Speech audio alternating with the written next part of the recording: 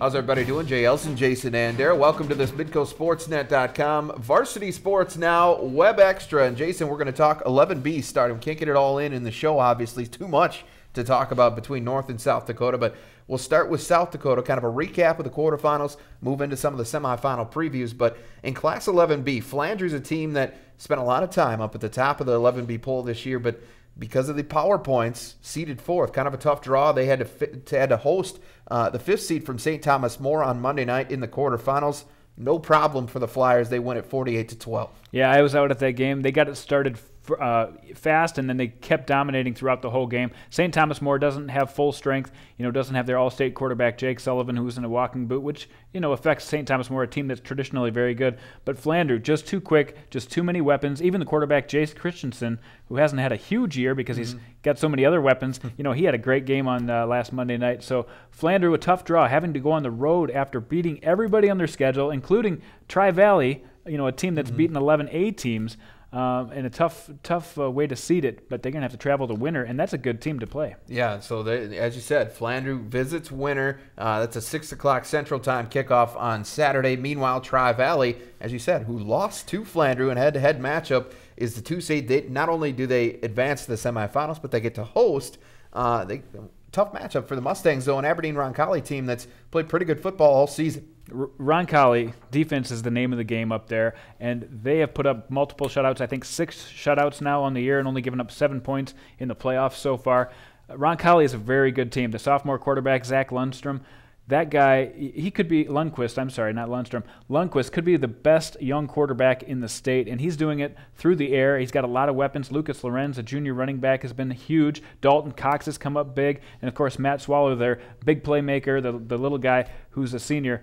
A lot of weapons on Roncalli. Don't look past Roncalli just because they have a road game against the Mustangs. But Tri-Valley, you look down their line, and they just have some big boys to deal with, and that's going to be a tough team to knock off on the road. What's your gut tell you as far as who's going to make it to the Dome in this class? Because a lot of people, after the first regular season matchup between Flandreau and Tri-Valley, pinpointed that and said, boy, that'd be a nice one to see again. This is the toughest pick of all the classes. I would not be shocked to see anything happen. I think Roncalli gives Tri-Valley a very close game. Tri-Valley gets a small win, and I think Flandreau probably goes on the road and gets a win. So like you said, probably a rematch of what we saw earlier in Flandreau this year. All right, well, let's move into 9-man football now. For the second straight week, the top seed overall, the favorite anyway, in Class 9AA falls. And this week it was Kimball White Lake.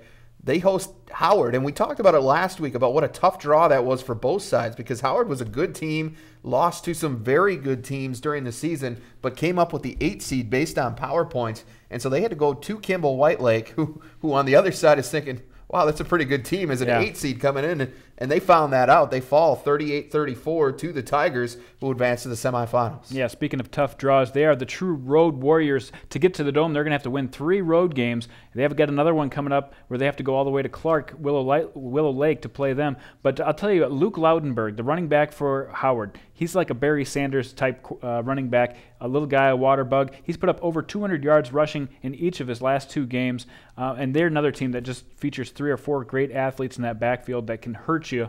And I expect them to have no problem with Clark Willow Lake. Clark Willow Lake, 6 o'clock, the host in Clark, taking on Howard in one semifinal. Meanwhile, the other in White, Dubrook area, will play host to Gregory. And 9A, Canastota's, continues to cruise. Another big win, 50-0 over Wall in the quarterfinals.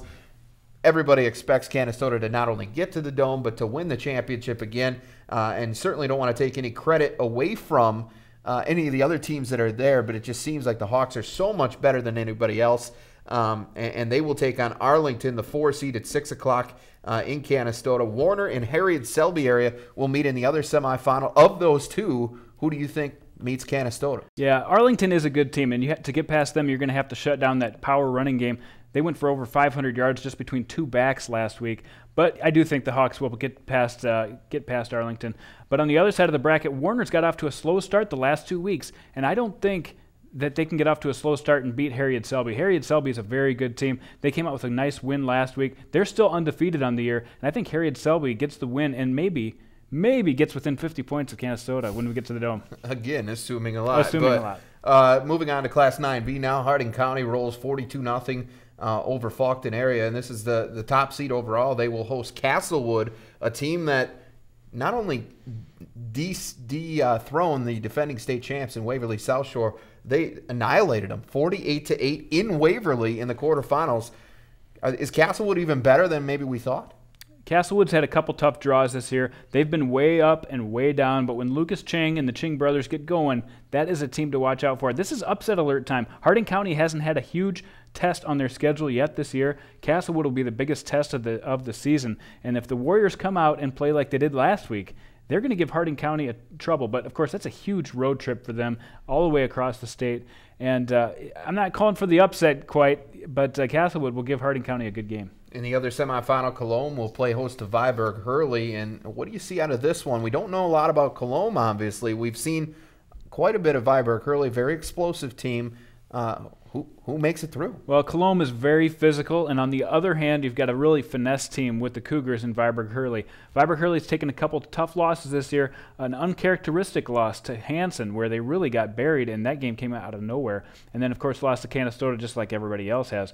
Other than that, Viborg Hurley's played a great season. They've got Tyler Gertis. They've got a lot of great weapons in that backfield. They're much quicker. So what wins, quickness or physicality? I think the physicality wins in the playoffs, and I think Cologne gets by and makes it to the Dome. All right, semifinals Saturday coming up this week across South Dakota, 11AA all the way through 9B. Everybody trying to play for one of those spots in the Dakota Dome. For Jason Andera, I'm Jay Elsen. Thanks for watching this Varsity Sports Now Web Extra at midcoastsports.com.